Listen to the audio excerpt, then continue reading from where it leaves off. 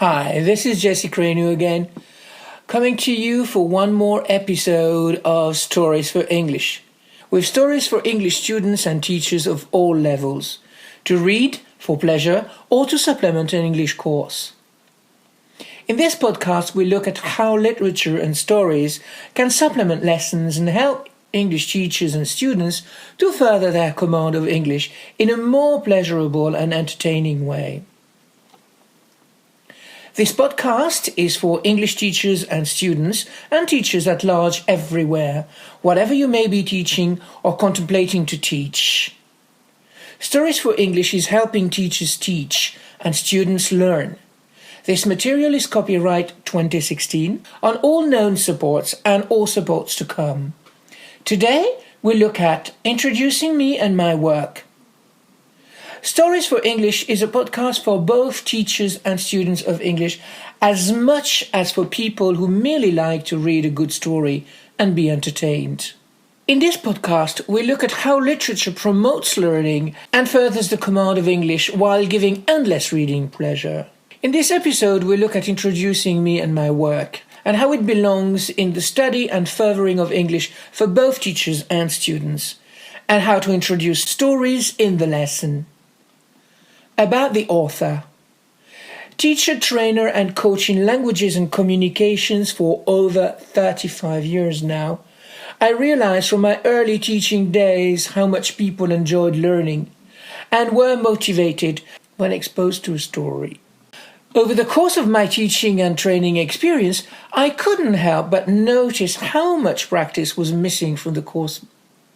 About my writing. Coming from a multinational, multicultural family, I learned many languages and to deal with many cultures. I have also lived in a few countries. This has shown me the importance of words and communication. Words are sweet water to my lips. For lack of a better word, I'll make up my own if I have to, if it serves the purpose of my writing. Words are all, yet sometimes words are not enough. From the minute I could write, I wrote. On everything and anything I could find to write on. I wrote, and I haven't stopped writing yet. My first memory of writing was at home, writing my name on my little blackboard.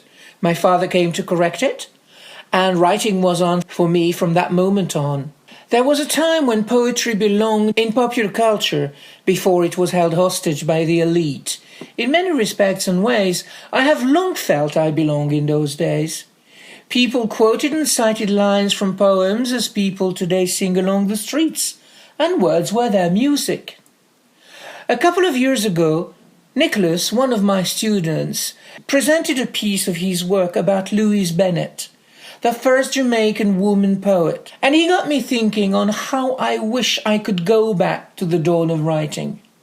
To be the first person ever to write the first book in his language, the first fiction, or even Bulgarian-born Elias Canetti, who, from wanting so much to understand the private thoughts his parents shared in German, went on to become one of the greatest German writers of his time and beyond. Because with writing comes history, and with history come stories.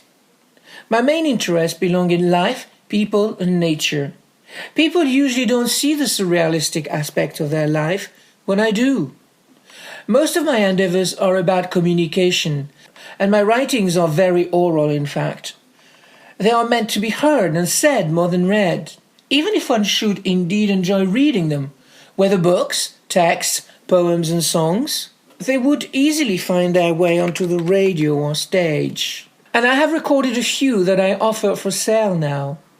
I also write for business and communication, as well as for children.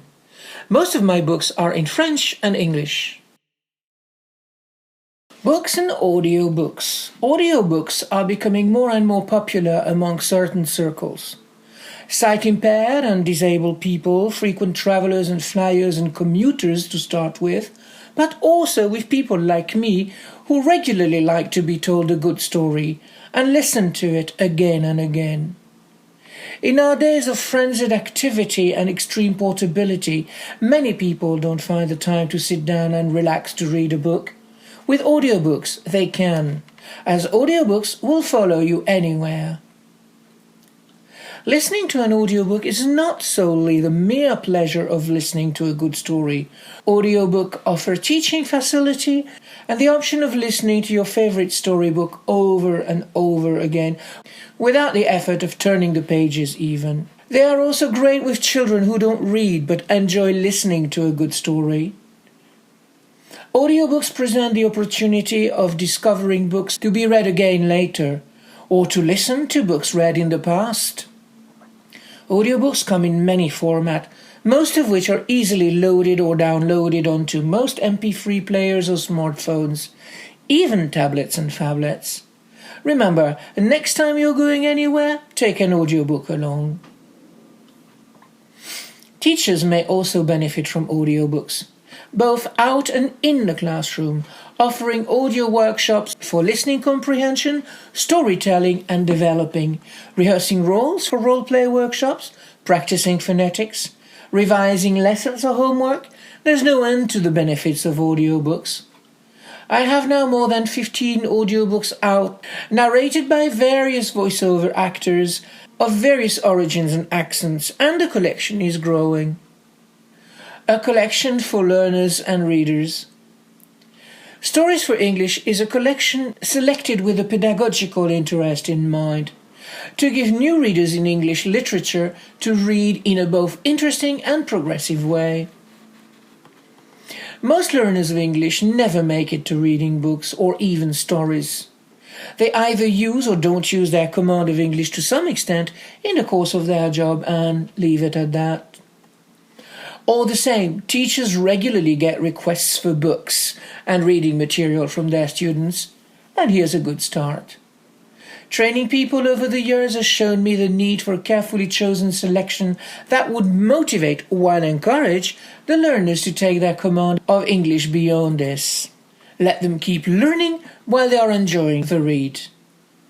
The way I have already done with songs and music in singing to English. These stories come for students and trainers, teachers and learners alike. And more are being recorded and can be heard in their audiobook version, which may also be used as support and or practice in or out of the classroom. Stories for English comes with exercises for both self-study and classroom use, making for extensive practice with songs and topical language. The stories featured here offer readability from a fairly early level up.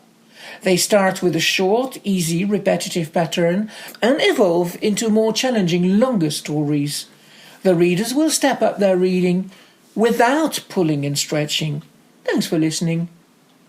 Teachers. Teachers may use these stories as a springboard for reading and discussion or merely for reading and practicing, as well as developing reading and reading comprehension skills while consolidating command of English and language.